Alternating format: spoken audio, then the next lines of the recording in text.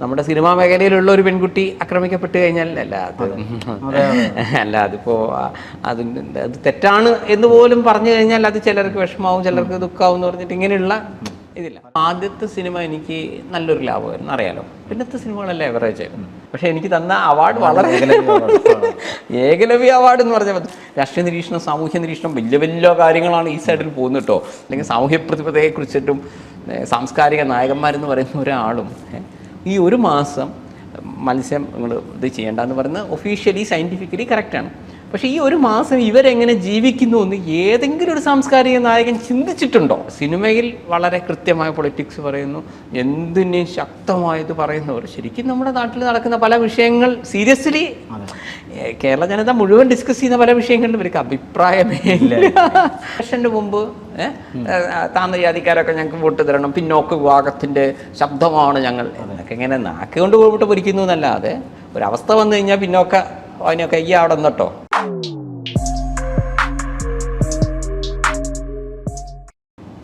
മലയാളികൾക്ക് പ്രത്യേകിച്ച് പരിചയപ്പെടുത്തലിൻ്റെ ആവശ്യമില്ലാത്ത സിനിമാ താരമാണ് മിസ്റ്റർ സന്തോഷ് പണ്ഡിറ്റ്.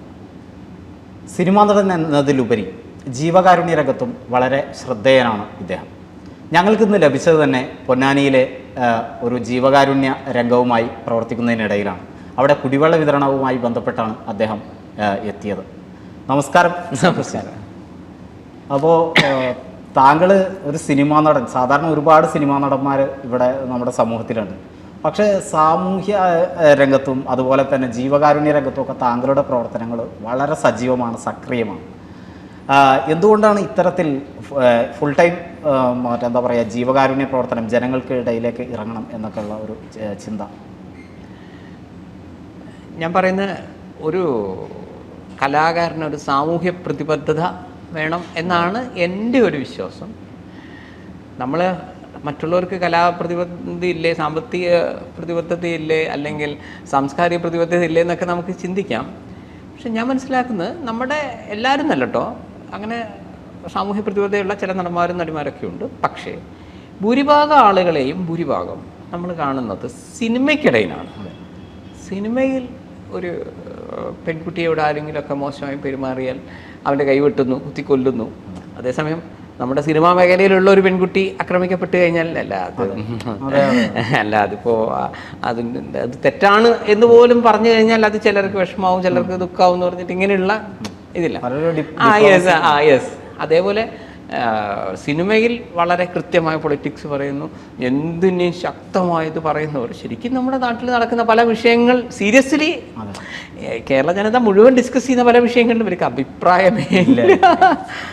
അത് ചിലർ പറയുന്നത് നമ്മളിപ്പോൾ അങ്ങനെ പറഞ്ഞു കഴിഞ്ഞാൽ നമുക്ക് അവാർഡിനെ ബാധിക്കും. എനിക്കറിയില്ല, സിനിമകൾ പറയും, അവസരങ്ങൾ കുറയും. അപ്പോൾ ചിലർ മനസ്സിലാക്കുന്ന ഇപ്പോൾ ഇവിടെ എക്സ് എന്ന പാർട്ടിയാണ് ഭരിക്കുന്നത്, ഏത് പാർട്ടി ഭരിച്ചാലും.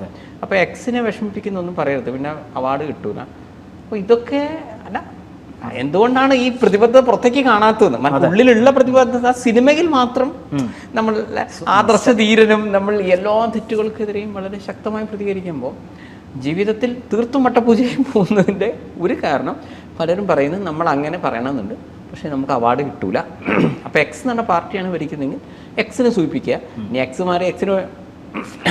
എക്സിനെ ഒഴിവാക്കി വൈ എന്ന് പറഞ്ഞ പാർട്ടിയാണ് വരുന്നതെങ്കിൽ വൈനെ സൂചിപ്പിക്കുക. കാരണം നമുക്ക് അവാർഡാണ് മുഖ്യം. മനസ്സിലായി? അപ്പോൾ ഇങ്ങനെ വരുന്നവർക്ക് എവിടെയാണ് നിലപാട് വരുന്നത്? ഒന്ന്. അപ്പോൾ ഇത് പൊതുവിൽ ഞാൻ കണ്ട നിങ്ങളുടെ ഈ ചോദ്യം എനിക്ക് കേട്ട മനസ്സിലായത് സ്വയം വ്യക്തിപരമായ എന്നെ സംബന്ധിച്ചിടത്തോളം എനിക്ക് എന്നൊരു കൃത്യമായ നിലപാടും ഏത് കാര്യത്തിന്. അപ്പോൾ എനിക്ക് എൻ്റെ അച്ഛനും അമ്മയും പഠിപ്പിച്ചൊരു കാര്യം, നമുക്ക് എന്താണോ കിട്ടുന്നത് അതിൻ്റെ ഒരു പങ്ക്, അതല്ലെങ്കിൽ ഒരു 50% എപ്പോഴും മറ്റുള്ളവർക്ക് കൊടുക്കുക. എനിക്ക് അച്ഛൻ പറഞ്ഞാൽ നമുക്കൊരു 10 ലക്ഷം രൂപയാണ് കിട്ടുന്നതെങ്കിൽ 5 ലക്ഷം രൂപ മാത്രമേ നമ്മൾ അർഹിക്കുന്നുള്ളൂ എന്ന് കരുതുക. 5 ലക്ഷം ഞാൻ അർഹിക്കുന്നില്ല, അപ്പോൾ അർഹിക്കാത്തത് മറ്റുള്ളവർക്ക് കൊടുക്കുക എന്നാണ് എനിക്ക് പഠിപ്പിച്ചതെന്നൊരു തിയറി. അതിന് ശരിക്കും നമുക്ക് സീരിയസ്ലി 10 ലക്ഷത്തിൻ്റെ ആവശ്യമുണ്ടെങ്കിലും 10 ലക്ഷം കിട്ടി ശരിക്കും നമ്മുടെ ആവശ്യങ്ങൾ ഓക്കെയാണ്. പക്ഷേ എന്നോട് പറയുന്നത് അങ്ങനെയല്ല. കാരണം ഒരു മനുഷ്യൻ എന്ന് പറയുന്നത് നമ്മുടെ സമൂഹ ജീവിയാണ്. നമ്മൾ പ്രവർത്തിപ്പിക്കുന്ന എന്ത് കാര്യം, ഇപ്പം നമ്മൾ അച്ഛനോട് പറഞ്ഞു, നമ്മളിപ്പോൾ അരി വാങ്ങുന്നു, നമ്മൾ സാധനം ഇതിൽ പറയും 1 കിലോ അരി ഞാൻ 50 രൂപയ്ക്ക് മേടിച്ചു, ഞാൻ പൈസ കൊടുത്തല്ലേ മേടിച്ചു. അതെ.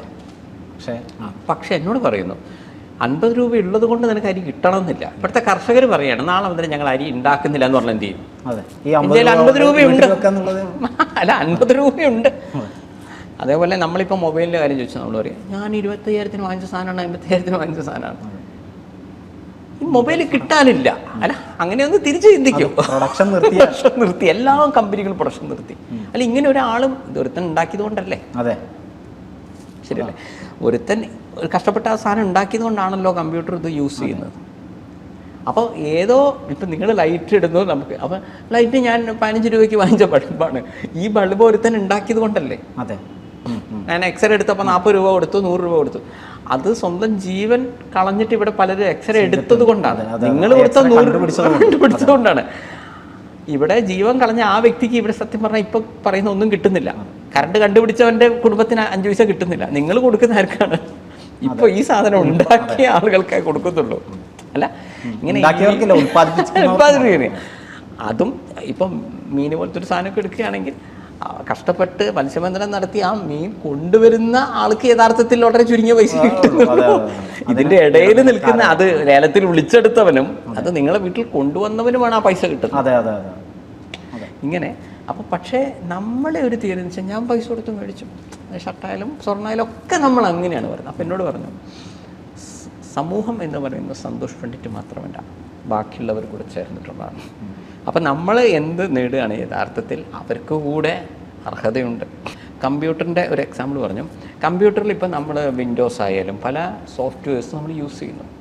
ശരിക്കും നമ്മൾ യൂസ് ചെയ്യുന്നത് ക്രാക്ക്ഡ് വേർഷനാണ്.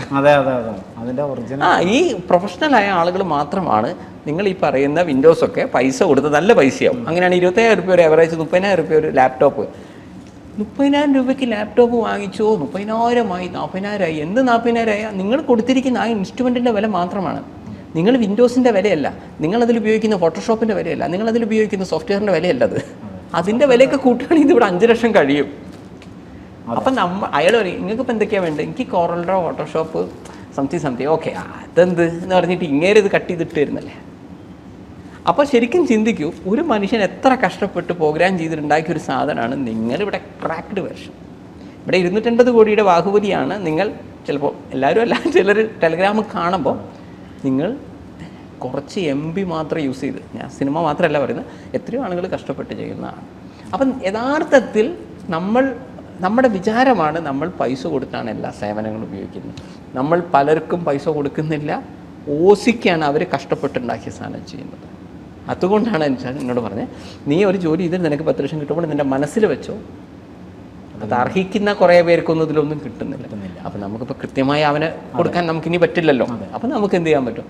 നമ്മുടെ സഹജീവികൾ കൂടെ കൊടുക്കണം. ഇതാണ്. അപ്പോൾ സിനിമയിൽ മാത്രമായി സാമൂഹ്യ പ്രതിബദ്ധത നിൽക്കരുത്, മറ്റുള്ളവർക്ക് കൂടെ ചെയ്യുമ്പോഴാണ് നമ്മൾ ആവശ്യത്തിനുള്ള പണം എടുത്താൽ മതി. അതിൻ്റെ ആവശ്യം കഴിഞ്ഞാൽ മറ്റുള്ളവർക്ക് കൊടുക്കണം. അതുകൊണ്ട് വലിയ പണക്കാരനൊന്നും അല്ലെങ്കിലും ഞാൻ ഹാപ്പിയാണ്, ഞാൻ സന്തോഷവാനാണ്. കാരണം 2011 ഇപ്പം നമ്മൾ ആദ്യം ഇങ്ങനെ പല മേഖലയിലും അട്ടപ്പാടി അടക്കമുള്ള പല സ്ഥലങ്ങളിലും ചെയ്യുമ്പോൾ അതിലേക്കാണ് ഞാൻ വന്നത്. ഇപ്പോൾ താങ്കളുടെ ഈ സാമൂഹ്യ പ്രവർത്തനത്തിൻ്റെ ഒരു വ്യത്യസ്തമാക്കുന്നത് അല്ലെങ്കിൽ വ്യതിരക്തത പുലർത്തുന്നതെന്ന് പറയുമ്പോൾ താങ്കൾ അട്ടപ്പാടി പോലുള്ള ഒരു മേഖലയിൽ അതേസമയം തന്നെ പിറ്റേ ദിവസം പൊന്നാനി പോലുള്ള ഒരു തീരദേശ മേഖലയിൽ വരുന്നു. അവരുടെ പ്രശ്നങ്ങൾ എന്താണെന്നാണ് ചോദിച്ചറിയുന്നത്. കാരണം മത്സ്യബന്ധനം കുറയുന്ന ഒരു സാഹചര്യം, അങ്ങനെയൊക്കെ ഉള്ള സമയത്ത് അപ്പോൾ ഇത്രയും താഴെത്തട്ടിലുള്ള ആളുകളെ തന്നെ ചേർത്ത് പിടിക്കണം എന്നുള്ളത് എങ്ങനെയായിരുന്നു? അല്ല, ഞാൻ പറയുന്നത് എപ്പോഴും ഒരു അവനവന് അർഹിച്ചത് കിട്ടാത്തൊരു മേഖലയാണ് ഞാൻ മനസ്സിലാക്കുന്നത്. ഏറ്റവും താഴെ കിടക്കുന്ന ആളുകളെ ഇപ്പോൾ ഗവൺമെൻറ് ഉദ്യോഗസ്ഥന്മാരെ സംബന്ധിച്ചിടത്തോളം അവർക്കൊരു സംഘടനയുണ്ട്, എത്രമാത്രം കാര്യമുണ്ടെന്നൊക്കെയുള്ള പിന്നീടുള്ള വിഷയം. ഇപ്പോൾ വിദ്യാർത്ഥികളെ കാര്യം എടുത്താലും ചില സംഘടനകളുണ്ട്, അതുകൊണ്ട് ഗുണമുണ്ടോ ദോഷമുണ്ടോ എന്നുള്ളത് ഇങ്ങനെ പലർക്കും ഉണ്ട്.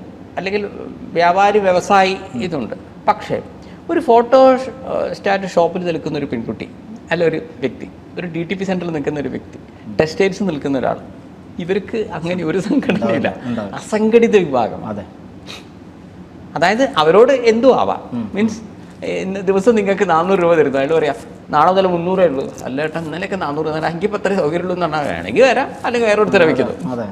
നിങ്ങൾ തലയും താത്തി പോകാമെന്നുള്ള മാത്രമാണ്. നിങ്ങൾ ആലോചിച്ച് നോക്ക്, ഇതേപോലത്തെ ഒരു വിഭാഗമാണ് ഞാൻ മനസ്സിലാക്കുന്നത് ഈ ആദിവാസി മേഖലയിലും SC ST കോളനികളിലൊക്കെ. യഥാർത്ഥത്തിൽ അവരർഹിക്കുന്നൊന്നും അവർക്ക് കിട്ടുന്നില്ല എന്നുള്ളത്. ഇവർക്ക് വേണ്ടി കട്ടയ്ക്ക് പറയാനാരും. അത് ഇലക്ഷൻ്റെ മുമ്പ് താഴ്ന്ന ജാതിക്കാരൊക്കെ ഞങ്ങൾക്ക് വോട്ട് തരണം, പിന്നോക്ക വിഭാഗത്തിൻ്റെ ശബ്ദമാണ് ഞങ്ങൾ എന്നൊക്കെ ഇങ്ങനെ നാക്കുകൊണ്ട് പോയിട്ട് പൊരിക്കുന്നു എന്നല്ലാതെ ഒരവസ്ഥ വന്നു കഴിഞ്ഞാൽ പിന്നോക്ക അതിനൊക്കെ ഈ അവിടെ നിന്നിട്ടോ വോട്ട് കിട്ടിക്കഴിഞ്ഞാൽ പിന്നെ ഈ ചിന്തയൊന്നും ഉണ്ടാവുന്നില്ല. നിങ്ങൾക്ക് തോന്നുന്നുണ്ടോ ഏതെങ്കിലും ഒരാൾ ചെയ്യുന്നില്ല? ഇതേപോലെ തന്നെയാണ് മത്സ്യബന്ധനം വരുന്നത്. പുറമേന്ന് നോക്കുമ്പോൾ ഇവരൊക്കെ ഞങ്ങൾ ചേർത്ത് പിടിക്കുന്നു, പ്രളയത്തിൻ്റെ സമയത്ത് ഇവരൊക്കെ ആണെന്ന് ഡയലോഗ് അടിക്കുന്നല്ലാതെ സീരിയസ്ലി ഇവിടെ അതിപ്പോൾ നേരത്തെ പറഞ്ഞതുപോലെ തന്നെ ഇടനിലക്കാരാണ് അവിടെ ഇത് വരുന്നത്. കാരണം ശരിക്കും പറഞ്ഞാൽ ആ മേഖലയിലുള്ളവരൊന്ന് ചിന്തിച്ച് നോക്ക്, അവരെത്രയോ ദിവസങ്ങൾ പോയി പുറംകടലിലൊക്കെ പോയിട്ട് കഷ്ടപ്പെട്ട് ചെയ്യുന്നു. ഇപ്പോൾ ചില മാസങ്ങളിൽ മത്സ്യബന്ധനം പറ്റൂല, അത് ഒബ്വിയസ്ലി അതൊക്കെ ആവശ്യമാണ്. പക്ഷെ ആ സമയത്ത് അവരെങ്ങനെ ജീവിക്കും? ഇങ്ങനെ അതാ ഞാൻ നേരത്തെ കൊണ്ട് പറയുന്നത്. ഇവിടെ നമ്മുടെ ഈ ഇത്രയും വലിയ കലാകാരന്മാരും ഒക്കെ ഉണ്ടാകുമ്പോൾ, അല്ലെങ്കിൽ സാമൂഹ്യ പ്രതിബദ്ധതയെക്കുറിച്ചിട്ടും സാംസ്കാരിക നായകന്മാരെന്ന് പറയുന്ന ഒരാളും ഈ ഒരു മാസം മത്സ്യം നിങ്ങൾ ഇത് ചെയ്യേണ്ടെന്ന് പറയുന്നത് ഒഫീഷ്യലി സയൻറ്റിഫിക്കലി കറക്റ്റാണ്. പക്ഷേ ഈ ഒരു മാസം ഇവരെങ്ങനെ ജീവിക്കുന്നു എന്ന് ഏതെങ്കിലും ഒരു സാംസ്കാരിക നായകൻ ചിന്തിച്ചിട്ടുണ്ടോ? പറയുന്നത് അല്ല, ഈ സാംസ്കാരിക നായകരിൽ കൂടുതൽ ആളുകൾക്ക് അവർക്ക് സർക്കാർ ജോലിയും മറ്റതൊക്കെ ഉള്ളത് കൊണ്ട് അവരുടെ കാര്യം ഓക്കെയാണ്. അതാണ് അവിടെ ഞാൻ പറയുന്നത്. ബാക്കിയുള്ളവർക്ക് എന്തെങ്കിലും ഉണ്ട്, പക്ഷെ വളരെ താഴെത്തട്ട് കിടക്കുന്നവരും അസംഘടിത വിഭാഗം. കാരണം എനിക്ക് ഏത് ഷോപ്പിൽ, ഞാനിപ്പോൾ ഒരു മസാല ഷോപ്പിലായാലും അവിടെ നിൽക്കുന്ന ആളുകളെ കാര്യം ഇങ്ങനെ ആലോചിക്കുന്നുണ്ട്. ഇവർ ശരിക്കും ഒരു അസംഘടിത വിഭാഗമാണ്. മാത്രമല്ല അവർക്ക് അതാത് ദിവസത്തിലുള്ള പൈസയെ കിട്ടുന്നുള്ളൂ. അതെ അതെ, അസംഘടിത വിഭാഗമാണ്. ഇവർക്ക് വേണ്ടി ചോദിക്കാനും പറയാനും ആരുമില്ല. അപ്പോൾ ചില പേര കോളേജിലുള്ളവരായാലും ഓക്കെ. അപ്പോൾ ശരിക്കും പറഞ്ഞാൽ ഏപ്രിലും മെയിലും അവർക്ക് ജോലിയില്ല. ഇപ്പോൾ കഴിഞ്ഞതിന് ഞാനിങ്ങനെ കാണണ്ടേ, ഏപ്രിലും മെയിലൊന്നും ഒരു ക്ലാസ് നടത്തരുത്, ഭയങ്കര ഉഷ്ണാണല്ലോ. ഓക്കെ, ഒരു വശം കറക്റ്റാണ്. ഞാൻ പെട്ടെന്ന് ആലോചിച്ചു, അപ്പോൾ ഈ ഏപ്രിലും മെയിലും ഇങ്ങനെ മാത്രം ജീവിക്കുന്ന ഒരാൾ, അയാൾ ആരോട് പോയിട്ട് ആ വിഷമം പറയേണ്ടത്? കാരണം അവർക്ക് ഈ ദിവസങ്ങളിലും കുട്ടികളെ രക്ഷിതാക്കൾ വിടുന്നു പറഞ്ഞുകൊണ്ട് ട്യൂട്ടോറിയൽ അവർ ജീവിച്ചു പോകുന്നുണ്ട്. പക്ഷെ അവർ അസംഘടിത വിഭാഗമാണ്. ഈ വിഷയം പറയാൻ ആരുമില്ല. അല്ല, അവരുടെ വിഷയം ഇപ്പോൾ മറ്റേ ട്യൂട്ടർ കോളേജ് വരെ എടുത്തു പോകുന്ന തരത്തിലേക്കാണ് പുതിയ നിയമം കാര്യങ്ങൾ പോകുന്നത്. യെസ്. അപ്പോൾ അതുകൊണ്ടാണ് ഞാൻ ഈ അസംഘടിത വിഭാഗത്തെ, ഞങ്ങൾക്ക് 2015 മുതൽ നിങ്ങളൊന്ന് വെറുതെ ഒബ്സർവ് ചെയ്താൽ മനസ്സിലാവും. സന്തോഷ് പണ്ഡിറ്റ് ആരെയാണ് ശരിക്കും ചേർത്ത് നിർത്തി വെച്ച് കഴിഞ്ഞാൽ കൂടുതലും ചോദിക്കാനും പറയാൻ ആരുമില്ലാത്ത, അതേസമയം ഇലക്ഷൻ്റെ സമയത്ത് മാത്രം അത് പറയുന്ന, ഇലക്ഷൻ്റെ സമയത്ത് പിന്നോക്ക ജാതിക്ക് വേണ്ടി, പിന്നോക്ക മതത്തിന് വേണ്ടി എന്നൊക്കെ പറഞ്ഞ് ഡയലോഗ് ഫിറ്റ് ചെയ്യുന്നതല്ലാതെ പൊതുവിൽ ചോദിക്കാനും പറയാൻ ആരുമില്ല. അതൊരു വിഷമം വന്ന് ആരോട് പറയും, ആര് സീരിയസ് ആയിട്ട് എടുക്കും എന്ന് പറയുന്നത്. ഇത്രയും കൂടുതൽ സഹായിക്കാൻ മാത്രം പണക്കാരുടെ കോടീശ്വരനാണ്. അല്ല, ഒരിക്കലുമില്ല. ഞാൻ പറയുന്നത് നമ്മളിപ്പോൾ ആദ്യത്തെ സിനിമ എനിക്ക് നല്ലൊരു ലാഭമായിരുന്നു, അറിയാലോ. പിന്നത്തെ സിനിമകളെല്ലാം എവറേജ് ആയിരുന്നു, നഷ്ടം വന്നിട്ടില്ല, നന്നായി വന്നു. അതേപോലെ എനിക്ക് ഹെവി ആയിട്ട് ജീവിതത്തിൽ വന്ന 2 ലാഭമാണ് ഞാൻ പറയുന്നത്. ഒന്ന് ഫസ്റ്റത്തെ സിനിമയും, അത് കഴിഞ്ഞിട്ട് നമുക്ക് ഒരു മലയാളി ഹൗസ് എന്ന് പറഞ്ഞ പരിപാടി ഉണ്ടായിരുന്നു, ഒരു സൂര്യ ടി വി. അപ്പോൾ അത് കഴിഞ്ഞപ്പോൾ ഒരു 26 ലക്ഷം രൂപയോളം കിട്ടി. ഇത് രണ്ടുമാണ് ഞാൻ ശരിക്കും ഫുൾ ഇൻവെസ്റ്റ് ചെയ്തത്. കാരണം എനിക്ക് ആ പൈസയുടെ, എനിക്ക് ജീവിക്കാനുള്ള പൈസ എന്ന് പറയുന്നത്, ഞാൻ മുമ്പ് ഗവൺമെൻറ് ഉദ്യോഗസ്ഥനായിരുന്നു. അപ്പോൾ അന്ന് ചെയ്ത സമയത്ത് ഇങ്ങനെ വെള്ളടി പോലെയൊന്നും ഉണ്ടായിരുന്നില്ല കേട്ടോ. കിട്ടുന്ന നല്ലൊരു ശമ്പളമൊക്കെ ആയിരുന്നു. അപ്പോൾ കിട്ടുന്ന നല്ലൊരു ശതമാനം ഞാൻ ഫിക്സഡ് ഡിപ്പോസിറ്റ് ചെയ്യും, ബാക്കി കിട്ടുന്നത്.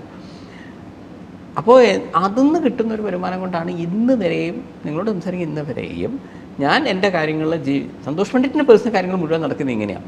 സിനിമ, അല്ലെങ്കിൽ ഈ TV ഇൻ്റർവ്യൂസിൽ നിന്ന് കിട്ടുന്ന വരുമാനം, അതും അല്ലെങ്കിൽ ഇനോഗ്രേഷൻസിൽ നിന്ന് കിട്ടുന്ന, അല്ലെങ്കിൽ ഞാൻ തന്നെ മറ്റുള്ളവരുടെ വർക്ക് ചെയ്ത് കിട്ടുന്ന മുഴുവൻ പൈസ ഞാൻ മറ്റുള്ളവർക്കാണ് കൊടുക്കല്. കാരണം എനിക്കത് ഇമ്മീഡിയറ്റ്ലി എനിക്ക് ആവശ്യം വരുന്നില്ല. പിന്നെ ഞാൻ വർഷത്തിൽ ചെയ്യുന്ന ഒരു സിനിമ ചെയ്യുന്നു, അതിന് കിട്ടുന്ന ലാഭം കഴിഞ്ഞാൽ ബാക്കി മറ്റുള്ളവർക്കാണ് കൊടുക്കുന്നത്. കാരണം ആ അടുത്ത സിനിമ ചെയ്യാനൊരു പൈസ എനിക്ക് ഇന്ന് കിട്ടിയേ പറ്റൂ.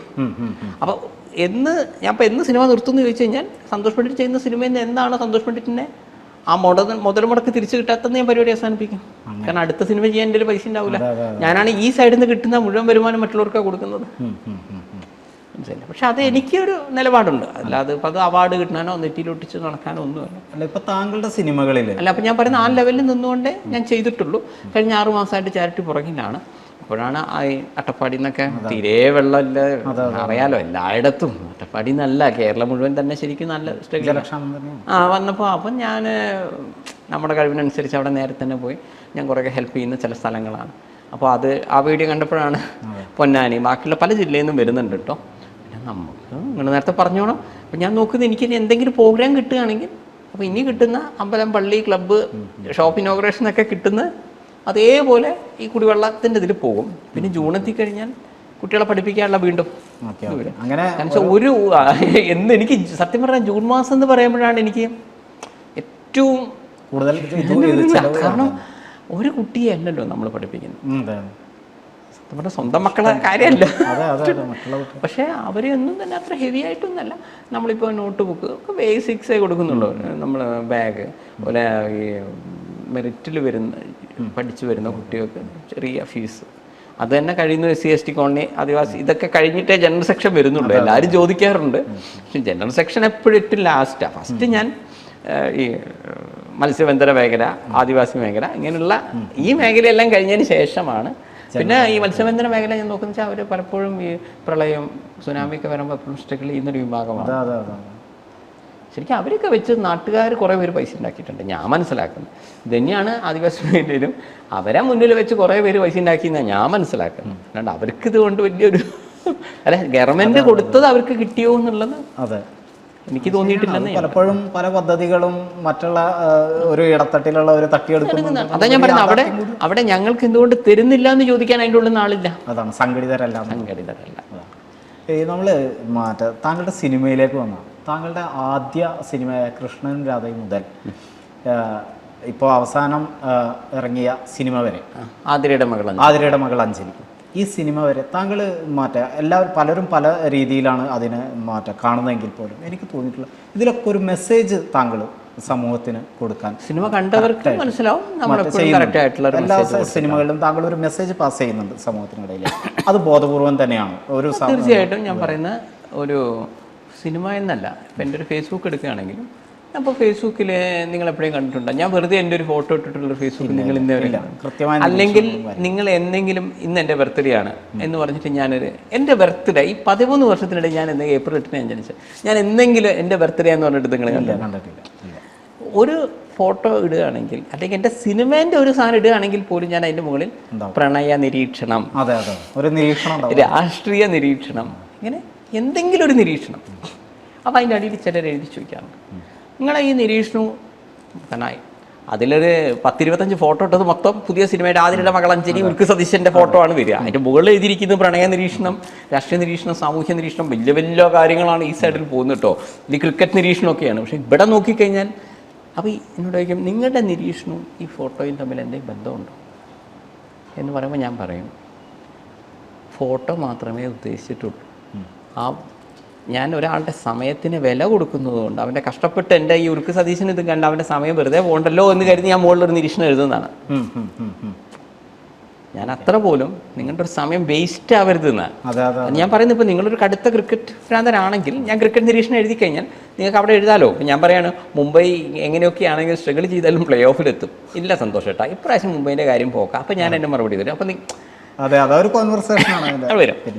അതല്ലാതെ നിങ്ങൾ നിങ്ങളുടെ ഒരു ഫോട്ടോ ഇടുന്നു, നിങ്ങൾക്ക് നിങ്ങളുടെ ഒരു ഫ്രണ്ടാണ് ഞാൻ സങ്കല്പിച്ചോളൂ. ഞാൻ എന്താ എഴുതേണ്ടത്? ഞാൻ നൈസ് ഗുഡ് എന്നല്ലാതെ പോരാ എന്ന് എഴുതാൻ പറ്റുമോ? നിങ്ങൾ ഇനി എന്ത് കോലത്തിലുള്ളൊരു വ്യക്തിയെ നിങ്ങൾക്ക് നിങ്ങളെ ഫോട്ടോ ഇടാൻ പറ്റും, അടുത്ത വീട്ടാൻ്റെ ഫോട്ടോ ഇടാൻ പറ്റുമോ? നിങ്ങളെ ഫോട്ടോ എന്ന് പറഞ്ഞിട്ട് പറ്റില്ല. അല്ല ഞാൻ സൈക്കോളജിയാണ് ചോദിക്കുന്നത്. അപ്പം നിങ്ങളാണായാലും പെണ്ണായാലും നിങ്ങൾ നിങ്ങളുടെ ഫോട്ടോ മാത്രം ഇടുന്നത് ശരിക്കും പറഞ്ഞാൽ വേസ്റ്റ് അല്ലേ? അല്ല നിങ്ങളൊന്ന് വെറുതെ ചിന്തിക്കൂ. നിങ്ങളുടെ സമയവും വേസ്റ്റ്, ഈ നൈസ് ഗുഡ് എഴുതിയവൻ്റെ സമയം വേസ്റ്റ് അല്ല. പക്ഷേ ഇതിൽ തന്നെ ഞാൻ പറഞ്ഞു വരുമ്പോൾ ഇതിലോട് കൂട്ടി ചേർക്കേണ്ട ഒരു കാര്യമുണ്ട്. താങ്കളുടെ പലതിലും കണ്ടു. അല്ല അപ്പോൾ സിനിമ പോലും അപ്പോൾ 2 മണിക്കൂർ 40 മിനിറ്റിൻ്റെ ഒരു സ്ക്രിപ്റ്റ് എഴുതുമ്പോൾ സന്തോഷം വേണ്ടിയിട്ട് ഒരു ഫേസ്ബുക്ക് പോസ്റ്റ് പോലും ഇങ്ങനെ ചിന്തിക്കുന്ന സന്തോഷം വേണ്ടി 2 മണിക്കൂർ 40 എഴുതുമ്പോൾ എന്ന് വെച്ചിട്ട് വെറും ഒരു ഡോക്യുമെൻ്ററി നേച്ചറിൽ നമുക്ക് ചെയ്യുന്നില്ല. എന്തെങ്കിലും അതുപോലെ 2 മണിക്കൂർ 40 മിനിറ്റ് ആ സിനിമ കണ്ട ഒരു വ്യക്തിക്ക് ഞാൻ ഇയാളെന്താ ഉദ്ദേശിച്ചത് ഈ പിന്നെ അതിന്മേൽ ഇയാൾ പറഞ്ഞ ശരിയല്ല തെറ്റല്ല അപ്പോഴൊരു കൺവെർസേഷൻ വരും. സന്തോഷ് പണ്ഡിറ്റ് ഉദ്ദേശിക്കുന്നത് കമ്മ്യൂണിക്കേഷനാണ്.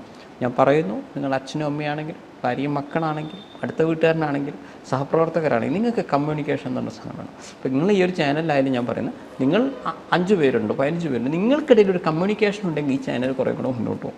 നിങ്ങൾക്കിടയിലൊരു കമ്മ്യൂണിക്കേഷൻ ഇല്ല ഒരു ഗതികേട് എന്ത് ചെയ്യാൻ പൈസയ്ക്ക് വേണ്ടി ചെയ്യുന്നു പറഞ്ഞു കഴിഞ്ഞാൽ ഈ ചാനൽ അധികം വേഗത കൂട്ടും. ഞാൻ പറഞ്ഞത് ശരിയല്ലേ? വിഷയം സാമ്പത്തികമോ നിങ്ങൾ തിരഞ്ഞെടുക്കുന്ന സാധനങ്ങളോ ഒന്നുമല്ല, കമ്മ്യൂണിക്കേഷനാണ്. അത് ഭാര്യയും ഭർത്താവായാലും അങ്ങനെ തന്നെയാണ്. ബാക്കിയൊക്കെ നിങ്ങൾ പുറമേ നിന്ന് പറയുന്ന കാര്യം ഈ സാധനം അങ്ങോട്ടും ഇങ്ങോട്ടും സംസാരിക്കണം. അല്ലെങ്കിൽ ഇപ്പം നിങ്ങൾ ചെയ്യുന്ന ഒരു തെറ്റായി തോന്നി ഞാൻ ചോദിക്കണമല്ല നിങ്ങൾ ചെയ്ത മറ്റൊക്കെ ശരിയാണ് പക്ഷേ ഇതിനോട് എനിക്കൊരു വിയോജിപ്പുണ്ട് എന്ന് പറയുമ്പോഴല്ലേ നിങ്ങൾക്ക് നിങ്ങൾ ചെയ്യേണ്ട സാഹചര്യം പറയാനുള്ളൂ. ഇത് ഞാൻ മനസ്സിൽ വയ്ക്കുന്നു, ഇവിടെ നടക്കുന്നില്ല മനസ്സിൽ വെക്കല ഇവൻ എനിക്ക് പണി തരാനായി ചെയ്ത് നിങ്ങൾ സ്വാഭാവികമായി ചെയ്ത സാധനമായിരിക്കും. പക്ഷെ അത് എനിക്ക് തോന്നുന്ന എന്നോടുള്ള ദേഷ്യത്തിന് നിങ്ങൾ ചെയ്തു പോകുന്നു. ഇത് ഞാൻ ചോദിക്കുന്നില്ല. ചോദിക്കുമ്പോഴല്ലേടാ അയ്യോ ആണ് അല്ലെങ്കിൽ നിനക്ക് അങ്ങനെ ബുദ്ധിമുട്ടുണ്ടായില്ലേ, അല്ല നിനക്കങ്ങനെ ബുദ്ധിമുട്ടുണ്ടായില്ലേ എന്ന് പോലും ഈ വ്യക്തി അറിയുന്നില്ല. ഞാൻ പറയുന്നത് ഇവിടെ ആരും തമ്മിൽ നല്ലൊരു ശതമാനം ആളുകൾ തമ്മിൽ കമ്മ്യൂണിക്കേഷൻ ഇല്ല. അവിടെയാണ് സന്തോഷ് പണ്ഡിറ്റ് ഇത് ഓപ്പൺ ചെയ്യുന്നത്. ആളുകൾക്ക് ഇങ്ങനെയാണ് ഒരു സാധനം എന്ന് പറയുമ്പോൾ സന്തോഷേട്ടാ അങ്ങനല്ല, അതിൽ ഞങ്ങൾക്ക് ഒരു കാര്യം പറയണ്ടേ, അപ്പം ഞാൻ പറയാം അതിൽ ഇങ്ങനെ ഒരു സാധനമുണ്ട് എന്ന് പറയുമ്പോഴാണ് പറയുന്നതിനോട് യോജിച്ചൊന്നുമില്ല. ഞാനൊരു എക്സാമ്പിൾ പറയാം. ഞാൻ ഈ പല എൻ്റെ സിനിമകൾ ഇങ്ങനെ കട്ട് ചെയ്തിടാറുണ്ട്. അവസാന സിനിമ ആതിരയുടെ മകൾ അഞ്ചരി. അപ്പോൾ അതിൽ ഒരു 3 മിനിറ്റിൻ്റെ ഒരു സാധനമാണ്. അപ്പം അമ്മ മോളോട് പരിചയപ്പെടുത്തി കൊടുക്കുകയാണ്, ഇത് എൻ്റെ കാമുകനാണ് എന്ന് പറയുമ്പോൾ ഈ കാമുകൻ എന്ന് പറഞ്ഞാൽ ഈ മോള് പണ്ട് ടൈമസ് ചെയ്ത ഭയങ്കര ഹിറ്റാണ് ഈ. അപ്പോൾ ഈ സിനിമ ഇങ്ങനെ കണ്ടുകൊണ്ടിരിക്കുന്നവർക്ക് ഈ സൈഡ് മനസ്സിലാവുള്ളൂ. പിന്നെ ഞാൻ 3 മിനിറ്റ് കട്ട് ചെയ്ത് ഞാൻ മനസ്സിലാവുള്ളൂ. ഇൻട്രസ്റ്റിംഗ് ആണ് 3 മിനിറ്റ്. പക്ഷെ സത്യം പറഞ്ഞാൽ ഈ കാണുന്നവന് സിനിമ കാണാത്തവന് ഇതൊരു ഐഡിയ കിട്ടൂല. അപ്പം അതിൻ്റെ അടിയിലൊരു സ്ത്രീ ചോദിച്ചു, നിങ്ങൾ എന്ത് ഫിലിം മേക്കറാണ്? ഒരു അമ്മയ്ക്ക് സ്വന്തം മകളുടെ ഭർത്താവിനെ അറിയില്ലേ? അമ്മ പറയുമ്പോഴാണ് മോള് പറയുന്നത്, അമ്മ ഇതെൻ്റെ ഭർത്താവ്, ഞാൻ ഒഴിവാക്കിയ ഭർത്താവാന്ന് പറയുമ്പോൾ ഈ അമ്മയ്ക്ക് അറിയില്ല സ്വന്തം മകളുടെ ഭർത്താവ്. നിങ്ങൾ ഇത്ര പോലും ശ്രദ്ധിക്കാതെയാണോ സ്ക്രിപ്റ്റ് എഴുതുന്നതെന്നാണ് ഈ സ്ത്രീ ചോദിച്ചത്. അവരത് മുഴുവൻ കാണാത്തതിൻ്റെ. അപ്പം ഞാൻ പറഞ്ഞു, മേഡം ആതിരയുടെ മകൾ അഞ്ജലി ഫുൾ മൂവി, മേഡം ഇതൊന്ന് കാണും, അപ്പം നിങ്ങൾക്ക് മനസ്സിലാവും ഇതെന്താ സന്തോഷ് പണ്ഡിറ്റ് കറക്റ്റ് നോക്കിയിട്ട് തന്നെ എഴുതിയേ പറഞ്ഞു. പിന്നെ അപ്പോൾ ആ സ്ത്രീ അത് മൊത്തം കണ്ടു. പിന്നെ എന്നിട്ട് അതിൻ്റെ റിപ്പോർട്ട്, സോറി കേട്ടോ എനിക്ക് മനസ്സിലായി, കാരണം അമ്മ മരിച്ചു എന്ന് പറഞ്ഞിട്ട് അവൾ കല്യാണം കഴിച്ച് എന്നുള്ള സത്യം ഞാൻ ആ സിനിമ കണ്ടപ്പോഴാണ് മനസ്സിലാവുന്നത്. പക്ഷെ ഇത് മാത്രം കാണുമ്പോൾ ശരി, ഇത് കമ്മ്യൂണിക്കേഷൻ അങ്ങോട്ടും ഇങ്ങോട്ടും വരുന്നത് കൊണ്ടല്ലേ, ഞാനൊരു എക്സാമ്പിൾ പറയാണ്. അതെ, അല്ല ഇത് വന്നിട്ടുണ്ടെങ്കിൽ എന്ത് സംഭവിക്കും? അതെന്താണ് അവിടെ വരുന്നത്? അല്ലെങ്കിൽ ഈവൻ നമ്മൾ ഇതിൻ്റെ കാര്യത്തിലായാലും ചിലർ പറയും, സാർ ഞങ്ങൾക്കൊരു രോഗം മാറ്റാൻ 45 ലക്ഷം തരും. അവനല്ല, ഞാൻ ഈ രോഗികളെ കേസ് അധികം ഏറ്റെടുക്കാറില്ല. എന്തെങ്കിലും ഏറ്റെടുക്കാത്ത ഇത് ചാരിറ്റിപ്പെടുന്നല്ലേ അവിടുന്ന് ചോദ്യം ഇങ്ങനെ വരും. അപ്പം ഞാൻ പറയും, അല്ല സന്തോഷ് പണ്ഡിറ്റ് ഏറ്റെടുക്കുന്ന ചാരിറ്റി എന്ന് പറയുന്നത് ഒന്നുകിൽ കുട്ടികളെ പഠിപ്പിക്കുക, അല്ലെങ്കിൽ ആത്മഹത്യേൻ്റെ വക്കിൽ നിൽക്കുന്ന സ്ത്രീകൾക്ക് പശുക്കുട്ടി, കോഴിക്കുട്ടി, ആട്ടുംകുട്ടി, തയ്യൽ മെഷീൻ ഇങ്ങനെ നോക്കിയാൽ ഇങ്ങനെയാണ് ഞാൻ ചെയ്യുള്ളൂ. അല്ലാതെ ഞാൻ 45 ലക്ഷം അതെന്തങ്ങൾക്ക് 45 ലക്ഷം വൃക്കരോഗി മോശമെന്നാണ് നിങ്ങൾ പറയുന്നത് ചോദ്യം. അപ്പോൾ ഇവിടെ ഇങ്ങനെ എടാ അങ്ങനെ ചെയ്യുമ്പോൾ അത് ഒരാൾക്കല്ലേ നമുക്ക് ചെയ്യാൻ പറ്റും. നിങ്ങളൊരാളെ രക്ഷിക്കാൻ 34 കോടി പിരിക്കുന്നു, നല്ല കാര്യമാണ്. പക്ഷേ ഈ 34 കോടിക്കോ അല്ലെങ്കിൽ 25 കോടിക്കോ ഇവിടെ എത്ര പേർക്ക് എന്തെല്ലാം സാധനങ്ങളല്ല.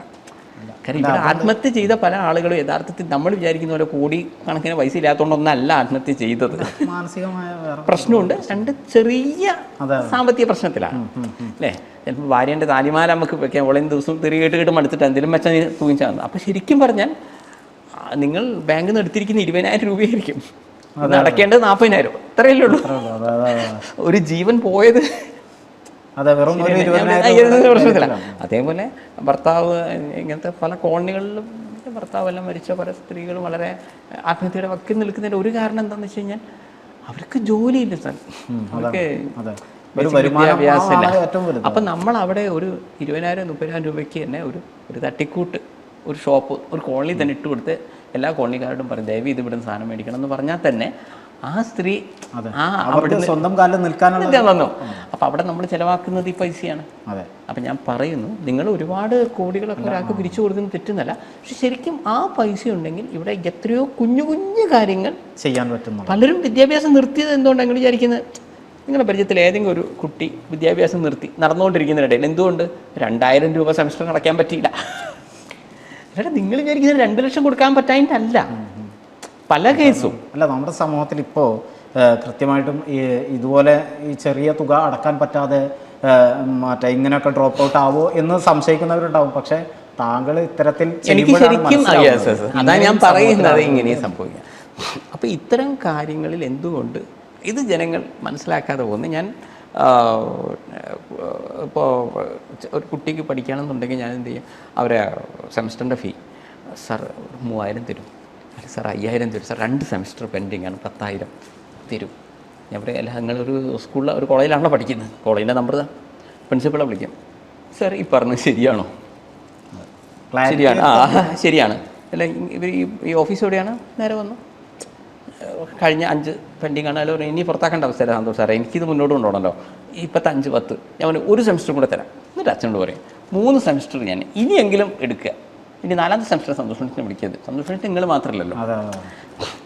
പക്ഷേ അവിടെ ഒരു രൂപ പോലും ഇവിടെ കൊടുക്കുന്നില്ല. അപ്പം നിങ്ങൾ നോക്കിയാൽ അത് അച്ഛൻ്റെ കൊടുത്താൽ എന്താ പ്രശ്നം? നിങ്ങൾ ഇതിങ്ങനെ ഒരു ഇത്രയും തിരക്കുള്ള മനുഷ്യ പിന്നെ ഇയാളെ ഓഫീസിൽ പോയി ഇയാളെ നമ്പർ സംഘടിപ്പിച്ച് അങ്ങനെ ചെയ്താൽ അത് ഫിനിഷ്ഡ് വർക്കായി. ഞാൻ ഇവിടെ കൊടുത്താൽ എന്താ ചിലപ്പോൾ ഇയാൾ വെള്ളമടിച്ചു പോകും. അപ്പം നിങ്ങൾ ചോദിക്കും അച്ഛൻ അങ്ങനെ ചെയ്യും? അച്ഛൻ അതൊന്നല്ല, അതിൻ്റെ അപ്പുറവും ചെയ്യും. നിങ്ങളുടെ ഒരു സംസ്കാരം വെച്ചിട്ടാണ് ഈ ലോകത്തെ എല്ലാവരുടെ വിചാരിക്കുന്നത് അച്ഛനും അമ്മ എന്ന് പറഞ്ഞാൽ എങ്ങനെയാണ്, ഭാര്യയും ഭർത്താവും ഇങ്ങനെയാന്നൊക്കെ പറഞ്ഞാൽ അത് നിങ്ങൾ ജനറലി മനസ്സിലാക്കി വെച്ചു ഇങ്ങനെ ആവണമെന്നേ ഇല്ല. അല്ല എല്ലാവരും നല്ല അതെ. ഇപ്പോൾ കുടിവെള്ളത്തിനാണെങ്കിൽ പോലും എന്നോട് പലരും പറഞ്ഞു നിങ്ങൾക്ക് ലോറി ഡ്രൈവർ അവർക്ക് കുടിവെള്ളത്തിൻ്റെ ആൾക്ക് പൈസ ഇട്ട് കൊടുത്തപ്പോൾ അയാൾ ഇടൂലേ? ഞാൻ പറഞ്ഞു അയാൾ ചെയ്യുമെന്ന് എനിക്കറിയാം. പക്ഷേ ചില സ്ഥലത്ത് നിങ്ങൾ വെള്ളം കൊടുക്കുമ്പോൾ ആ വെള്ളം മതിയാവില്ല. അവിടെ ചിലപ്പോൾ അടി നടക്കാൻ സാധ്യതയുണ്ട്. സർ 157 ഫാമിലിയൊക്കെ ഉള്ളൊരു സ്ഥലത്ത് നിങ്ങളുടെ 2 ലോറിയൊന്നും ഒരു വെള്ളമല്ല. ഞാൻ പറയുന്ന ഒരു മാസമായിട്ട് വെള്ളം കിട്ടാത്തൊരു സ്ഥലമൊക്കെയാണെന്ന് വിചാരിച്ചോ. അവിടെ സന്തോഷം വേണ്ടിയിട്ട് നേരത്തെ തന്നെ ചെല്ലണം. എന്താണ് അവരെന്തെങ്കിലും അല്ലല്ല എനിക്ക് വെള്ളം തരുന്ന നീ വിട്ടുകടി എന്ന് പറഞ്ഞാൽ അവിടെ ഒരുത്തിൻ്റെ അടുത്ത് എറിയോ അങ്ങനെ എന്തെങ്കിലും സംഭവിച്ചാൽ എന്ത് പറയാം? അമ്മ എന്തിനാ വിഷമിക്കുന്നത്, ഞാൻ ഇനിയും വെള്ളം കൊണ്ടുവരാം എന്ന് പറഞ്ഞാൽ തന്നെ ആ വിഷയം അവിടെ തീർന്നു. ഇയാൾ ഇനി കൊണ്ടുവരൂല്ലേ? അതേസമയം നിങ്ങൾ മുനിസിപ്പാലിറ്റീൻ്റെ വെള്ളമാണെങ്കിലും ഈ ഏരിയയിൽ ഈ ആഴ്ച വന്ന ഒരു ലോറിയാ എടുത്തോ എന്ന് പറയുമ്പോൾ പിന്നെ ഇന്ന് കിട്ടിയേ പറ്റൂ എന്ന് പറഞ്ഞ് നിങ്ങൾ ആരെയും തലയും മുറുക്കി. കാരണം ഈ കുടം എടുത്ത് അവിടെ ഒഴിച്ചിട്ട് വേണം വീണ്ടും കുടം കൊണ്ടുവരാൻ. അപ്പൊ ഈ വെള്ളം കിട്ടിയേ പറ്റും. നമ്മളെ കുടത്തിൽ മാത്രം ഇയാൾ വെള്ളം ഒഴിക്കുന്നില്ല. ഇത് അവരെ പെർസെപ്ഷനാണ് ഞാൻ പറയുന്നത്. അതേസമയം ഇത്രയും കുടം വെച്ചിട്ട് ഞാൻ പറയുന്നു തിരക്ക് കൂട്ടണ്ട അമ്മേ, എന്തിനാ തല്ലുണ്ടാക്കുന്നത്, ഞാൻ ഇനിയും വെള്ളം കൊണ്ടുവന്നാൽ പോരെ എന്ന് പറഞ്ഞു കഴിഞ്ഞാൽ അവർക്ക് കുഴപ്പമില്ല. അപ്പൊ നമ്മൾ തന്നെ നേരിട്ട് ചെല്ലണ്ടേ?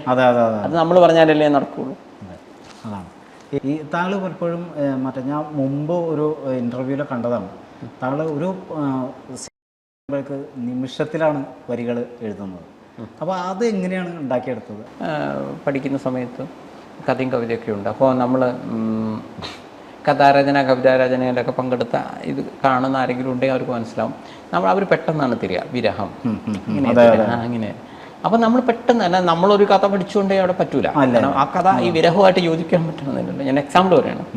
ഇങ്ങനെ പെട്ടെന്ന് അതുപോലെ തന്നെയാണ് പ്രസംഗ മത്സരം എന്നൊക്കെ പറയുമ്പോൾ നമ്മൾ പല പഠിക്കും. പക്ഷെ അവിടെ ചിലപ്പോൾ കിട്ടിയ ഗ്രാമത്തിൻ്റെ വികസനം നമ്മൾ ചിന്തിച്ചിട്ടേ ഉണ്ടാവില്ല ചിലപ്പോൾ. അല്ലെങ്കിൽ റഷ്യയും ഉക്രൈനും തമ്മിലുള്ള യുദ്ധം എന്ന് പറയുമ്പോൾ ഭഗവാനെ ഇതൊക്കെ വിമാരി ചോദിക്കുമോ? കാരണം നമ്മൾ ചിലപ്പോൾ നമ്മുടെ ഇന്ത്യയിലെ കാര്യമൊക്കെ നോക്കി അല്ല. ഇങ്ങനെയൊരു സംഭവമുണ്ട്. ഈ പ്രസംഗ മത്സരം, കഥാമത്സരം, കവിതാരചന മത്സരം എന്നൊക്കെ പറയുമ്പോൾ ആ വ്യക്തിക്ക് നല്ല സ്പോണ്ടേനിയസ് ആയിരിക്കണം. പറഞ്ഞത് ശരിയാണ്. അപ്പോൾ ഇത് ചെറുപ്പത്തിൽ ഇതെല്ലാം ചെയ്തത് കൊണ്ടാണ് ഒരു ജനറൽ നോളജ് അങ്ങനെയല്ല, എന്നാലും അത്യാവശ്യം ഒരുവിധം ഏത് സബ്ജക്റ്റ് ആയാലും അത്യാവശ്യം ഒന്ന് പിടിക്കാൻ എനിക്ക് പറ്റുന്നത് എന്താ വെച്ച് കഴിഞ്ഞാൽ, കാരണം അച്ഛനോട് പറയും നാളെ പ്രസംഗ മത്സരമാണ്, അതേപോലെയല്ല നിങ്ങളൊരു മിമിക്രി മത്സരത്തിനോ മോണാക്ടിനോ പങ്കെടുക്കുന്നത്. ഞാൻ തെറ്റുന്നല്ല. നിങ്ങൾ എന്ത് ചെയ്യുന്നു, നമുക്ക് ഇന്ന എക്സ് നടനെ അനുകരിക്കാം, നമ്മളത് ചെയ്യുന്നു. അല്ലെങ്കിൽ നമ്മളൊരു പാട്ടാണ്, ഓക്കെ അന്ന് അവൻ്റെ പ്രമദവനം വീണ്ടും, അപ്പോൾ നമ്മൾ കുറേ പ്രാവശ്യം ഇത് കേട്ടു അത് കേട്ടു അല്ലേ? ശരി, വളരെ മോശമെന്നല്ല പറയുന്നത്. ഇതേപോലെ നിങ്ങൾ നാളെ പ്രസംഗ മത്സരത്തിനാണ് പോകുന്നത്, നിങ്ങൾ എന്ത് ചെയ്യും? ഒരു രക്ഷയില്ല. ഞാൻ പറഞ്ഞത് ശരിയല്ലേ? മാത്രമേ ഉള്ളൂ. കാരണം എന്തും ചോദിച്ചൂടെ അവർക്ക്? കേരളം ചോദിക്കാം, ഇന്ത്യ ചോദിക്കാം, ടൗണ് ചോദിക്കാം, കമ്പ്യൂട്ടർ ചോദിക്കാം, നേതാക്കന്മാരെ പറ്റി ചോദിക്കാം, മതം ചോദിക്കാം. അതേപോലെ തന്നെയാണ് നിങ്ങൾ കഥാരചന. അപ്പം അന്ന് നേടിയെടുത്ത ഒരു രീതിയാണ് എന്നെ സംബന്ധിച്ചോളം നിങ്ങൾ എന്ത് വിഷയം തന്നാലും ഞാൻ സ്പോട്ടിൽ കഥ എഴുതും, എന്ത് വിഷയം തന്നാലും. കാരണം അത് ഞാൻ ചെറുപ്പത്തിൽ പ്രിപ്പയർഡാണ്. അതുകൊണ്ട് തന്നെ ഞാൻ പറയുന്നത്, നിങ്ങൾ ഇപ്പം ഞാൻ അമ്പലങ്ങളിലായാലും പള്ളികളിലായാലും ക്ലബിലൊക്കെ പോവുകയാണെങ്കിൽ ഞാൻ ഇൻട്രാക്ഷൻ ചെയ്യാറുണ്ട്. ഞാൻ നേരത്തെ പറഞ്ഞു എനിക്ക് കമ്മ്യൂണിക്കേഷനാണ് ഇഷ്ടം. അപ്പം ഞാൻ ആളുകളോട് പറയും, നിങ്ങൾക്ക് ചോദിച്ചോ സാർ എന്താ ചോദിക്കേണ്ടത്? കാരണം അന്ന് അമ്പലമാണല്ലോ, അമ്പലത്തുമായി ബന്ധപ്പെട്ട് ചോദിച്ചാൽ എന്തിനും അമ്പലം, സൂര്യൻ്റെ മുകളിലും സൂര്യൻ്റെ താഴെ എന്തിനെ കുറിച്ച് ചോദിച്ചോ, എനിക്ക് വിവരം ഇല്ലെങ്കിൽ വിവരം ഇല്ല എന്ന് പറയും. കോളേജിലൊക്കെ ഞാൻ റെസ്ട്രിക്റ്റ് ചെയ്യാറില്ല. പക്ഷെ ആ ഒരു കോൺഫിഡൻസ് ഞാൻ പറയുന്നു, എൻ്റെ മുന്നിൽ 5 ലക്ഷം ആളുകൾ ഇങ്ങനെ നിൽക്കുകയാണെങ്കിലും എനിക്ക് ആ കോൺഫിഡൻസ് തന്നെ ഞാൻ പറയും, നിങ്ങൾ എന്ത് വേണമെങ്കിലും ചോദിച്ചു, അവരേലും മൈക്ക് കൊടുത്തോളൂ, ചോദിച്ചോ എന്ന് പറയും. ഈ താങ്കളുടെ ഇപ്പോൾ ലേറ്റസ്റ്റ് ആയിട്ട് ഇറങ്ങാൻ പോകുന്ന സിനിമയാണ് കേരള ലൈവ്. കണ്ടിരുന്നു അല്ലേ? വീഡിയോ ഉണ്ട്. കേരള ലൈവ്. ഈ കേരള ലൈവും ഇതുപോലെ തന്നെ ഇപ്പോൾ അവസാനം ഇറങ്ങിയ ആതിരയുടെ മകൾ അഞ്ജലി സോഷ്യൽ മീഡിയയിലാണ് താങ്കൾ റിലീസ് ചെയ്യുന്നത്. ഇതും അങ്ങനെ തന്നെ റിലീസ് ചെയ്യാനാണോ പ്ലാൻ, അതോ തിയേറ്ററിൽ? ഇതിന് മുമ്പ് ഇറങ്ങിയ എല്ലാ സിനിമയും നമ്മൾ തിയേറ്റർ റിലീസായിരുന്നു. പക്ഷേ ഈ ആതിരയുടെ മകൾ അഞ്ജലി നമുക്ക് സാധാരണ സിനിമയെല്ലാം കഴിഞ്ഞ് കഴിഞ്ഞാൽ നമുക്കൊരു 15 ലക്ഷം രൂപയോളം വേണം തിയേറ്ററിലേക്ക് ഇറക്കാൻ. അറിയാലോ, പോസ്റ്റർ വേണം. പോസ്റ്റർ ഉണ്ടാക്കുന്നതിനെക്കാട്ടിയും പൈസ ചിലവാണ് പോസ്റ്റർ ഒട്ടിക്കാൻ. അതെ, ഒബ്വിയസ്ലി അല്ല, പൈസയാവും. പിന്നെ നമ്മൾ ഒരു സെൻറ്ററിന് കുറച്ചൊരു പൈസ, ഒരു 10,000 രൂപയൊക്കെ വെച്ചിട്ട് വേണം നമ്മൾ അടയ്ക്കണം. എന്നാലൊക്കെ നമുക്കിത് അതിൻ്റെ ലൈസൻസ് കിട്ടും. അപ്പോൾ ശരിക്കും പറഞ്ഞാൽ ഏറ്റവും നിങ്ങൾ കടിച്ചു പിടിച്ച് ചെയ്യുകയാണെങ്കിൽ ഒരു കുഞ്ഞു പരസ്യം, ഒരു ടോർച്ചടിച്ച് നോക്കിയാൽ കാണുന്ന രീതിയിൽ പ്രധാനപ്പെട്ട 2 പത്രത്തിന് കൊടുക്കണമെങ്കിൽ തന്നെ ഒരു പൈസയാവും. അതെ, അറിയാലോ പരസ്യം എന്നൊക്കെ പറഞ്ഞു. അപ്പോൾ 15 ലക്ഷം രൂപയോളം നമുക്ക് ഏറ്റവും വില വേണം. ഞാൻ ഈ 15 ലക്ഷം രൂപ ഈ കൊറോണ പീരീഡിൽ ഞാൻ കുട്ടികളെ പഠിപ്പിക്കുന്നത് വീണ്ടും സോഷ്യൽ സർവീസിലെ ആ സമയത്ത് ഒരു വരുമാനം ഇല്ലാത്ത സമയത്ത് ഞാനത് ആ ഫുൾ പൈസ എൻ്റെ കാറടക്കം പറ്റും. അതിനെനിക്ക് ഒരു വിഷമവുമില്ല. പക്ഷേ ഈ സിനിമ ഓൺലൈൻ റിലീസ് ചെയ്യേണ്ടി വന്നു. പിന്നെ ഞാൻ കടം വാങ്ങണം. ജീവിതത്തിലൊന്നും കടം വാങ്ങിച്ചില്ല. എനിക്ക് എൻ്റെ നേരത്തെ ഞാൻ പറഞ്ഞു സന്തോഷ് പണ്ഡിറ്റ് എന്ന് പറഞ്ഞാൽ അയാൾക്ക് കുറച്ചൊരു എത്തിക്സ് ഉണ്ട്. അത് അതേപോലെ അളന്നു മുറിച്ച് ജീവിക്കുന്ന ഒരു വ്യക്തിയാണ്. ഏതാണ്ട് ഒരു 90% ഇങ്ങനെ 10% ഞാൻ വെള്ളം ചേർക്കുന്നുണ്ടെങ്കിലും. അപ്പോൾ കടം വാങ്ങണ്ടെന്ന് കരുതിയുകൊണ്ടാണ് അത് ഓൺലൈൻ റിലീസായത്. ഇപ്പോൾ നടക്കുന്ന കേരള ലൈവ് മാക്സിമം നമ്മൾ തിയേറ്റേഴ്സ് നോക്കുന്നുണ്ട്. പക്ഷേ എന്തെങ്കിലുമൊക്കെ പ്രോഗ്രാംസ് കിട്ടണം. പക്ഷേ സത്യത്തിൽ പ്രോഗ്രാംസ് കിട്ടുന്നുണ്ട്. ഈ വർഷം മുതൽ ശരിക്കും എനിക്ക് നന്നായിട്ട് പ്രോഗ്രാംസ് കിട്ടുന്നുണ്ട്. പക്ഷേ അപ്പം നമ്മൾ ഈ കുടിവെള്ള പദ്ധതി അങ്ങനെയൊക്കെ വീണ്ടും ചില ബാത്റൂമിലൊക്കെ വരുന്നുണ്ട്. അങ്ങനെ ഇപ്പോൾ ഞാൻ ഒരു ക്ഷേത്രത്തിൻ്റെ പ്രോഗ്രാം കഴിഞ്ഞാൽ വരുന്നത്. ഇപ്പം നിങ്ങളെ മുന്നിൽ ഇരിക്കുന്നത് ഇന്നലെ ഞാൻ ക്ഷേത്രത്തിൻ്റെ പ്രോഗ്രാമിലായിരുന്നു. അവിടുന്ന് കിട്ടിയ മുഴുവൻ പൈസയാണ് ഇപ്പോൾ പൊന്നാനി കുടിവെള്ളത്തിന് പോയത്. അത് അവരുടെ തെറ്റുണ്ടല്ലോ. അത് നമ്മുടെ അതാ ഞാൻ പറയുന്നത്. ഒരു മാനസിക സന്തോഷം വളരെ വളരെ വളരെ വലുത്. അതാ ഞാൻ പറയുന്നത്. 2011 ശരിക്കും പറഞ്ഞാൽ നമ്മൾ അന്ന് ഇത്രയും പൈസ കിട്ടിയ ചെയ്തതിൻ്റെ മനസ്സിന് സന്തോഷം. ഒരു കൊല്ലം കൂടെ നീ ചെയ്യായിരിക്കും. 3ാമത്തെ കൊല്ലമൊന്നും എനിക്ക് ഈ കുട്ടികളെ പഠിപ്പിക്കാൻ പറ്റൂല എന്ന അവസ്ഥയിൽ നിന്നാണ് ഇന്നും ഏതെങ്കിലും രീതിയിൽ നമ്മൾ അന്ന് ഹെൽപ്പ് ചെയ്ത അതേ ജനതയെ നമുക്ക് പല രീതിയിൽ ഹെൽപ്പ് ചെയ്യാൻ പറ്റുന്നു. 13 വർഷം കഴിഞ്ഞു. Not the point. 13 വർഷം കഴിഞ്ഞു. 2ാമത്തെ വർഷം നിന്നു പോകുമെന്ന് ഞാൻ കരുതിയതാണ്. അപ്പോൾ ദൈവം ഇതുവരെ നമ്മളെ ബ്ലോക്ക് ആക്കിയിട്ടില്ല. പക്ഷേ ഇപ്പോഴത്തെ പ്രശ്നം ഈ സ്വഭാവം സന്തോഷത്തോടെ തുടരുകയാണെങ്കിൽ കേരള ലൈവും ഓൺലൈനിലേക്ക് പോകും. ഒന്നുകിൽ കിട്ടുന്ന പൈസ എടുത്തു വെച്ച് 15 ലക്ഷം ഉണ്ടാക്കിയേ പറ്റൂ. No other option. ഇതിപ്പോൾ ഞാൻ ആതിരയുടെ മകൾ അഞ്ജലിയിൽ നിന്ന് എല്ലാ മാസവും കാരണം ഓൺലൈൻ റിലീസ് ആകുമ്പോൾ എല്ലാ മാസവും ഒരു പൈസ കിട്ടും. പക്ഷേ അത് അടുത്ത സിനിമേൻ്റെ ഷൂട്ടിങ്ങിനെ തന്നെ പോകും, ബാധിക്കും അല്ലേ? എനിക്ക് ഉണ്ടായ ഒരു ഡൗട്ട്, ആദ്യ സിനിമ കൃഷ്ണൻ രാധയും അത് അന്ന് താങ്കൾ മറ്റേ സോഷ്യൽ മീഡിയയിൽ അതിൻ്റെ മുന്നേയുള്ള പാട്ടുകളും ഇതൊക്കെ ബമ്പർ ഹിറ്റ് അടിച്ചിട്ടാണ് കേരള ജനത ആ വർഷം 2011 ഏറ്റവും കൂടുതൽ സെർച്ച് ചെയ്തത്. ലോകത്ത് തന്നെ ഏറ്റവും കൂടുതൽ സെർച്ച് ചെയ്യപ്പെട്ടത് അന്നത്തെ ഇതായിരുന്നു. പക്ഷേ ഇങ്ങനെയൊക്കെ ഉണ്ടെങ്കിൽ പോലും പെട്ടെന്ന് താങ്കൾ സിനിമയിലേക്ക് വരുന്നു. അഭിനയം, ഡയറക്ഷൻ, അങ്ങനെ വിവിധ മേഖലകൾ കൈകാര്യം ചെയ്ത് ബാലേന്ദ്ര മേനോന് ശേഷം താങ്കളെ തോന്നുന്നുണ്ട് ഏറ്റവും കൂടുതൽ ഇത് വരുന്നത്. പക്ഷേ ഇങ്ങനെയൊക്കെ ആണെങ്കിൽ പോലും താങ്കൾ ഈ കൂടുതൽ സിനിമ ബാക്ക്ഗ്രൗണ്ട് ഇല്ലാത്ത താങ്കൾ എങ്ങനെയാണ് അതൊക്കെ പെട്ടെന്ന് തിയേറ്ററിലേക്ക് ആ സമയത്ത് എത്തിക്കാൻ കഴിഞ്ഞത്? ആ സിനിമ പിന്നീട് എന്ത് കാര്യം പഠിച്ചിട്ടാണ് ചെയ്യാറുള്ളത്. അല്ല, നമ്മളതായ രീതിയിൽ പഠിക്കുക എന്നുള്ളതാണ്. ഇപ്പോൾ എഡിറ്റിംഗ് ആണെങ്കിലും നിങ്ങളുടെ മുന്നിലിരിക്കുന്ന നിമിഷം വരെ ഞാൻ വളരെ ആധികാരികമായി പഠിച്ചിട്ടില്ല. അത് എനിക്കൊരാൾക്ക് എൻ്റെ വീട്ടിൽ 2 കമ്പ്യൂട്ടറുണ്ടായിരുന്നു, 2 ലാപ്പുണ്ട് എനിക്ക്. അപ്പോൾ ആ സമയത്തൊക്കെ ഡബ്ബിങ് അടക്കമുള്ളത് ഞാൻ മൈക്കടക്കം വാങ്ങിച്ച് ഓഡിയോ, നിങ്ങൾക്കറിയാലോ ഈ സാധാരണ വീഡിയോ എഡിറ്റിങ്ങിനെക്കാട്ടിയും തലവേദനയാണ് ഈ ഓഡിയോ എന്ന് പറയുന്നത്. പുറമേ നിൽക്കുമ്പോൾ എത്രമാത്രം ജനങ്ങൾക്കത് മനസ്സിലാവുമെന്ന് എനിക്കറിയില്ല. ശരിക്കും വീഡിയോ എഡിറ്റിങ്ങിനെക്കാട്ടിയും പഠിക്കാനുള്ളത് ഓഡിയോ. ഞാൻ മനസ്സിലാക്കി ഈ ഓഡിയോ അടക്കം നമ്മൾ സോഫ്റ്റ്വെയർ ഇങ്ങനെ വെച്ച് അത്രയും ചെയ്യും. അല്ല, എൻ്റെ കഴിവിനനുസരിച്ച്. അതായത് പല സിനിമകളും ഇവിടെ ഞാൻ റൺ ചെയ്യിച്ചിട്ട് ഞാനിവിടെ ഡബ് ചെയ്ത് നോക്കാറുണ്ട്. സിനിമയിൽ വരുന്നതിന് മുമ്പ് സന്തോഷ് പണ്ഡിറ്റ്. അതേസമയം ഞാൻ ആരുടെയും അസിസ്റ്റൻ്റായി പോയിട്ടില്ല. എനിക്ക് ആദ്യ സിനിമ കഴിഞ്ഞതിന് ശേഷം ഒരു ഏകലവ്യ അവാർഡ് മധുസാർ തന്നിരുന്നു, മലയാള സിനിമയുടെ. കാരണം ഞാൻ ശരിക്കും ആ അവാർഡ് കിട്ടുമ്പോൾ ഞാൻ ഇങ്ങനെ ആലോചിച്ചിട്ടുണ്ട്. കാരണം ഒരു കൃത്യമായ ഒരു ഗുരു ഇല്ലാതെ പഠിച്ച് ഒരു ഇതിലെത്തിയ വ്യക്തിയാണ്.